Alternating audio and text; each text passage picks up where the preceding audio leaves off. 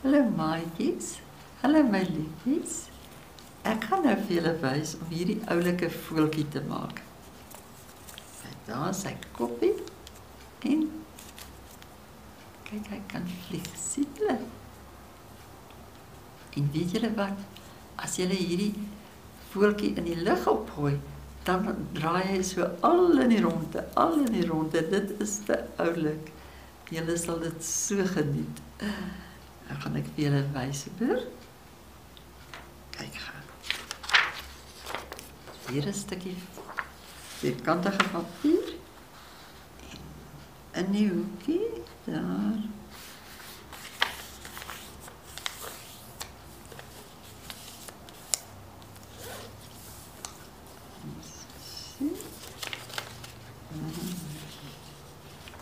Goed. En nou vou julle hierdie punt oor. Dat hy so eentjie oor die kant steek, verbysteek. Sien dit? Dit gaan die voeltjie se kop wees.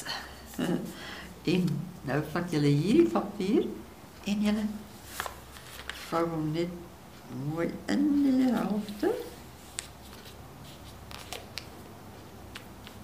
As sy. Sien, hom so oorgevou. En nou, by hierdie kop, vou ons hom terug. Dus vou ons ook enetjie terug. En ook aan die ander kant. Vou ons hom terug. So. Daar is ons voel. Hierdie is 'n groot voel. Hy is 'n groot voel, hy gaan baie lekker vlieg. Daar vlieg hy sommer uit my hand uit. Kom voeltjie. Kom nou, vlieg nou mooi. Daar is hy.